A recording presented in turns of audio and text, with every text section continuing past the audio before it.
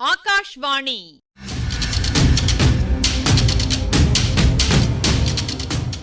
பொன்னியின் செல்வங்கள் வாசிப்பும் ஆய்வும். வாசிப்பவர் ராமசுவாமி சுதர்சன் அவர்கள்.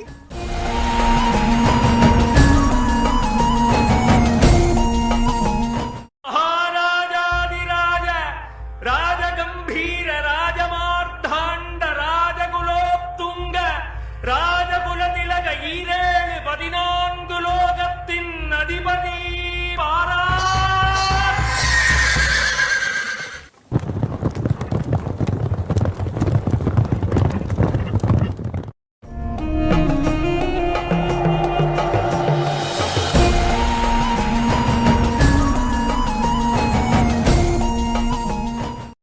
வந்தியத்தேவன் பள்ளிப்படை தூணுடன் சேர்த்து கட்டப்பட்டிருந்தான். சற்று தூரத்தில் அவன் குதிரை ஒரு மரத்தில் கட்டப்பட்டிருந்தது. நந்தினி பல்லக்கில் ஏறிக்கொண்டு போய்விட்டாள். சிம்மாசனத்தை 2 ஆட்கள் தூக்கிச் சென்றார்கள். ரவிதாசன் கோஷ்டியார் சிறுவனை அழைத்து கொண்டு விரைந்து போய்விட்டார்கள். அவர்களுடன் சென்ற தீவர்த்தியின் வெளிச்சமும் சிறிது சிறிதாக மங்கி மறைந்து விட்டது. வந்தியத்தேவனைச் சுற்றிலும் கன்னங்கரிய காரிருள் சூழ்ந்தது. சிறிது நேரத்துக்கு முன்னால் அங்கு பார்த்த காட்சிகள், நடந்த நிகழ்ச்சிகள் எல்லாம் கனவோ எனத் தோன்றியது. இருட்டில் ராட்சத வௌவால்கள் சடபடவென்று தங்கள் அகன்ற சிறகுகளை அடித்து கொண்டன. ஊமைக்கோட்டான்கள் உருமின. நரிகள் அகோரமான குரலில் முறை வைத்து ஊளையிட்டன. ஊளையிட்டு கொண்டே அவை நெருங்கி வருவது போல வந்தியத்தேவனுக்கு உணர்ச்சி ஏற்பட்டது. காட்டில் இனந்தெரியாத உருவங்கள் பல நடமாடின. கடம்பூர் மாளிகையில் அவன் கண்ட கனவு நினைவுக்கு வந்தது. 1000 நரிகள் வந்து தன்னை சூழ்ந்து கொண்டு பிடுங்கித் தின்னப் போவதாக எண்ணி நடுங்கினான். அவசர அவசரமாக கட்டுக்களை அவிழ்த்து கொள்ள பார்த்தான். லேசில் அந்த கட்டுக்கள் அவிழ்கிற விதமாக தெரியவில்லை. வெளிச்சம் இருந்தால் கட்டுக்களை அவிழ்ப்பது சிறிது சுலபமாக இருக்கும். ஆனால் வெளிச்சம் என்ற அறிகுறியே அங்கில்லை. மின்னல் வெளிச்சமும் இல்லை. மின்மினி வெளிச்சங்கூட இல்லை. வானத்தில் ஒருவேளை மேகங்கள் அகன்று நட்சத்திரங்கள் தோன்றியிருந்தாலும் அவற்றின் வெளிச்சம் அந்த காட்டுக்குள் நுழைய இடமில்லை. ஆகா, அது என்ன சத்தம்? காட்டில் எத்தனையோ ஜந்துக்கள் நடமாடும். அதில் என்ன அதிசயம்? இல்லை இல்லை, இது மனிதனுடைய காலடி சத்தம் மாதிரி இருக்கிறதே. குதிரை லேசாக கனைத்தது. கால்களை மாற்றி மாற்றி வைத்து அவஸ்தைப்பட்டது. ஒருவேளை புலிகிலி வருகிறதா என்ன? வந்தியத்தேவன் கட்டை அவிழ்க்க அவசரப்பட்டான். பயனில்லை. அதோ ஒரு உருவம். அந்த காரிருளில் ஒரு கரிய நிழல் போன்ற உருவம். மனித உருவமா அல்லது வேறு என்னவாக இருக்க முடியும்? அது நெருங்கி நெருங்கி வந்தது. வந்தியத்தேவன் தன்னுடைய மனோதைரியம் முழுவதையும் சேகரித்து கொண்டான். தன்னுடைய தேகத்தின் பலம் முழுவதையும் காலில் சேர்த்து கொண்டான். ஓங்கி ஒரு உதை விட்டான்.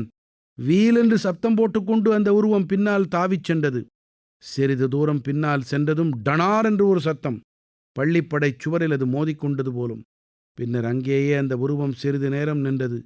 பள்ளிப்படை சுவரில் சாய்ந்து கொண்டு நிற்பதாகத் தோன்றியது. இருட்டில் விவரம் தெரியாவிட்டாலும் அந்த உருவம் தன்னையே உற்று பார்த்து கொண்டிருப்பது போல வந்தியத்தேவனுக்கு உணர்ச்சி ஏற்பட்டது. கட்டுக்களை அவிழ்த்துக் கொள்வதற்கு மேலும் அவசரமாக அவன் முயன்றான். அந்த மந்திரவாதி பிசாசுகள் இவ்வளவு பலமாக முடிச்சுக்களை போட்டுவிட்டன. ஆகட்டும், மறுதடவை அந்த ரவிதாசனை பார்க்கும்போது சொல்லிக் கொடுக்கலாம். அந்த உருவம் இடம் விட்டு பெயர்ந்தது. பள்ளிப்படைக்குள்ளே போவது போல தோன்றியது. சிறிது நேரத்துக்கெல்லாம் பள்ளிப்படை கோவிலுக்குள் கூழாங்கற்கள் மோதுவது போல டன் டன் சத்தம் சில முறை கேட்டது. கோவில் வாசலில் வெளிச்சம். அதோ அந்த உருவம் கையில் ஒரு சுளுந்தை பிடித்துக்கொண்டு கோவிலுக்கு வெளியே வருகிறது. தன்னை நோக்கி வருகிறது. அது ஒரு காளாமுக வீர சைவனின் உருவம். நீண்ட தாடியும் சடைமுடியும் மண்டை ஓட்டு மாலையும் அணிந்த பயங்கரமான உருவம். வந்தியத்தேவன் அருகில் வந்து வெளிச்சத்தை தூக்கி பிடித்து அவனை உற்று பார்த்து கொண்டு நின்றது. பயங்கர தோற்றம் கொண்டிருந்த அந்த காளாமுக சைவரை அந்த நேரத்தில் அந்த இடத்தில் பார்க்கும் வந்தியத்தேவன் ஒரு கணம் திகிலடைந்தான். பிறகு அவனுக்கு இயற்கையான துணிச்சல் திகிலை விரட்டி அடித்தது. இவனை எங்கேயோ பார்த்திருக்கிறேனே, எங்கே என்று சிந்தித்தான். ஆம் ஆம், அரிச்சந்திர நதிக்கரையில் மரத்தடியில் படுத்திருந்த போது 2 பேர் வந்து உற்று பார்த்து விட்டு போகவில்லையா? அவர்களில் ஒருவன் இவன். அவ்வளவுதானா? ஒரு தடவை மட்டும் பார்த்த முகமா இது? அந்த கூரிய பார்வையுள்ள கண்கள் வேறு எங்கேயும் பார்த்ததில்லையா? இதற்குள் காளாமுக சைவன் அவனை உற்று பார்த்துவிட்டு என்று சிரித்தான். அந்த குரல் அடிக்கடி கேட்ட குரல் போல் இருக்கிறதே. நீதானா? உனக்காகவா இந்த நள்ளிரவில் இவ்வளவு கஷ்டப்பட்டு வந்தேன் என்று காளாமுக சைவன் கூறியபோது அவன் வேண்டுமென்று சிறிது குரலை மாற்றிக்கொண்டு பேசியதாகத் தோன்றியது. பின்ன யாருக்காக வந்த? என்று வந்தியத்தேவன் கேட்டான். இளவரசரை தேடிக்கிண்டு வந்தேன் என்றான் காளாமுகன். எந்த இளவரசரை? உனக்கு என்ன அதை பற்றி? நீ ஏன் கேட்குற? நானும் ஒரு இளவரசன்தான், அதனால்தான் கேட்டேன். இளவரசனோட முக லட்சணத்தை பாரு. என் முகலட்சணத்துக்கு என்ன ஐயா குறைவு? உம்மை போல தாடி மீசையும் சடை முடியும் எலும்பு மாலையும் அணிந்தால் என் முகம் லட்சணமாகி விடுமா? அணிஞ்சு பாரு, அப்போ தெரியும். தாடி மீசையும் ஜடை முடியும் எத்தனை நாளில் வளரும்? அது என்ன பிரமாதம், ஒரே நாளில் வளர்ந்துடும். வேணும்னா ஒரு நாழிகையில் கூட.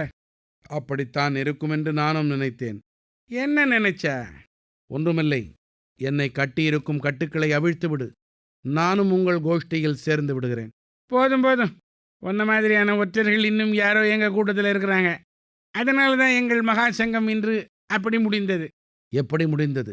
மகா சங்கத்துக்கு இளவரசர் வரப்போறாரு. அவர் சிம்மாசனம் ஏறினதும் எங்க மகா குருவை ராஜகுருவாய் ஏற்றுக்கொள்வதாய் வாக்களிக்க போகிறார் என்று காத்திருந்தோம். இளவரசர் வரவே இல்லை. என்னை கட்டவிழ்த்து விடு. இளவரசர் ஏன் வரவில்லை என்று நான் தெரியப்படுத்துகிறேன். எந்த இளவரசர்? வேறு யார்? கண்டராதித்தரின் குமாரர் மதுராந்தகர்தான். நான் ஊகித்தது சரி. என்னை யூகித்தாய்? நீ ஒற்றன் என்று ஊகித்ததை சொல்லுகிறேன். எதை கொண்டு யூகித்தாய்? இளவரசரை தேடிக்கிண்டு வந்தபோது இந்த காட்டுக்குள்ளிருந்து சிலர் வெளியேறத பார்த்தேன். அவர்கள் இன்னார் என்று எனக்கு தெரியும். நீ ஒற்றன் என்று சந்தேகித்துத்தான் அவர்கள் உன்னை கட்டி போட்டிருக்க வேண்டும். ஆனால் உன்னை உயிரோடு ஏன் விட்டு போனார்கள்? இதுதான் தெரியல. அதை நான் சொல்லுகிறேன். என்னை கட்டவிழ்த்து விடு. நீ ஒன்றும் சொல்ல வேணாம். உன்னை கட்ட அவிழ்த்து விடவும் முடியாது. நான் சொல்லுகிறபடி செய்யறதா நீ ஒப்புக்கிண்டா. நீ சொல்லுகிறபடி என்ன செய்ய வேண்டும்? உனக்கு சம்பந்தம் இல்லாத விஷயங்கள்ல தலையிடுறதில்லைன்னு ஒப்புக்கிண்டு 108 தோப்பு கரணம் போடணும். அப்படியா சமாச்சாரம்? என்றான் வந்தியத்தேவன். இந்த பேச்சு நடந்து கொண்டிருந்த போதெல்லாம் அவனுடைய கைகள் சும்மா இருக்கவில்லை. மெல்ல மெல்ல கட்டுக்களை அவிழ்த்து கொண்டே இருந்தன. 108 தோப்புக்கரணம் போட வேண்டும் என்று காளாமுகன் கூறியபோது எல்லா கட்டுக்களும் அவிழ்ந்து விட்டன. பாய்ந்தான் வந்தியத்தேவன். அவனை கீழே தள்ளினான். காளாமுகன் கையில் ஏந்தியிருந்த சுளுந்து பக்கத்தில் விழுந்தது. ஆனால் அடியோடு அணைந்து விடாமல் சிறிது வெளிச்சம் கொடுத்து கொண்டிருந்தது. கீழே விழுந்த காளாமுகன் மார்பின் மீது வந்தியத்தேவன் ஏறி உட்கார்ந்து கொண்டு அவன் முகதாடியை பிடித்து உலுக்கினான். தாடி வந்தியத்தேவனுடைய கையோடு வந்து விட்டது.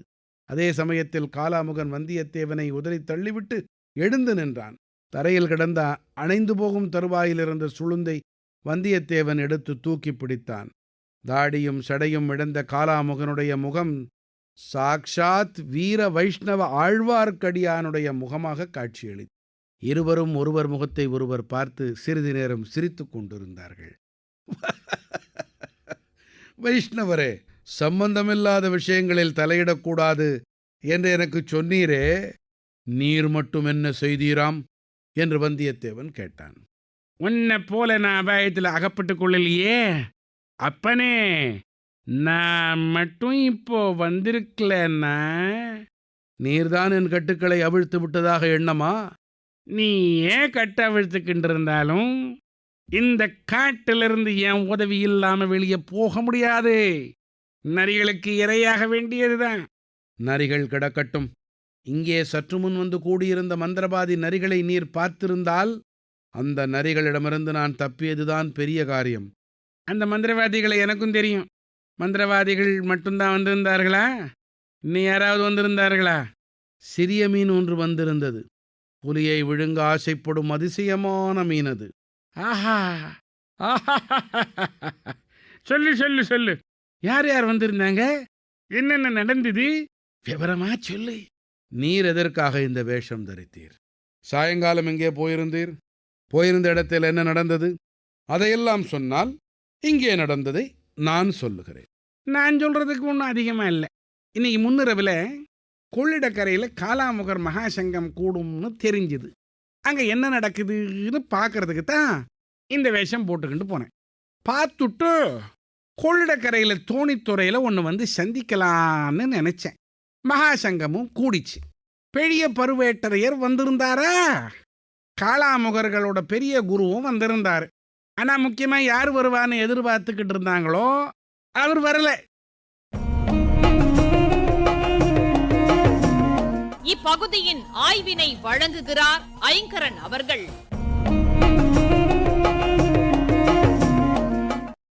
சுழற்காற்று தொடங்கறதுக்கு முன்னால தேவராளன் வந்தியத்தேவனிடம் சொன்னதை நினைவுபடுத்திப்போம். 1000 வருஷத்து அரசகுமாரனை காளிக்கு பலி கொடுக்கலாம் என்றுதான் இலங்கைக்கு வந்தோம். அது சாத்தியப்படவில்லை. அந்த வீர வைஷ்ணவனை வைகுண்டத்துக்கு அனுப்ப பார்த்தோம். அதுவும் முடியவில்லை.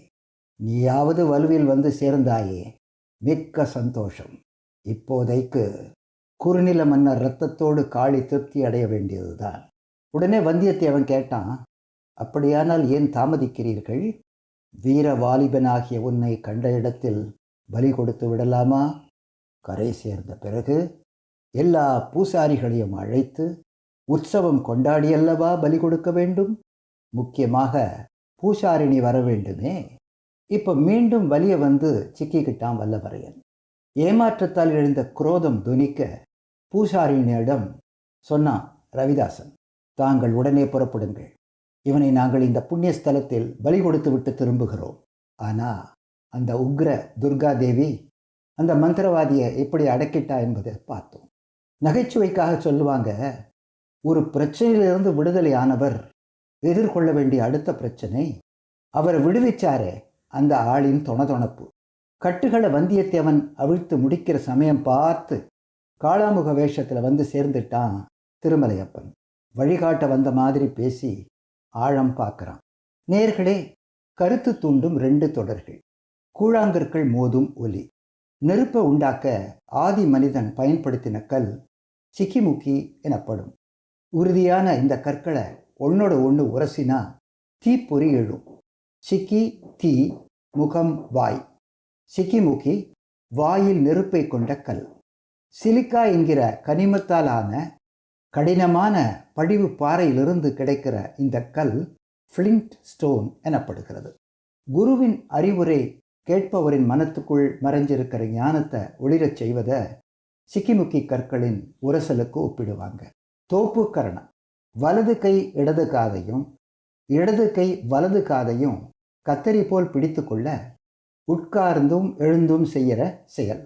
துவாபியாம் கர்ணகா, 2 செவிகளாலும் என்கிற தொடர் தோப்பு கரணம் ஆயிடுச்சு. பெரும்பாலும் தண்டனை என்கிற பேரில் குறிப்பிடப்பட்டாலும் இது சிறப்பான உடற்பயிற்சி. கை முதலான புறக்கருவிகளை இயக்கி மனம் முதலான அகக்கருவிகளை பரம்பொருளிடம் ஊன்றி ஒன்றச் செய்யும். ஆற்றல் மிகுந்த இந்த யோக முறைக்கு தோர்பிகி கைகள், கர்ணம் செவிகள் என்கிற இணைப்பினால இந்த பேர் வந்துச்சுன்னு சொல்லுவாங்க.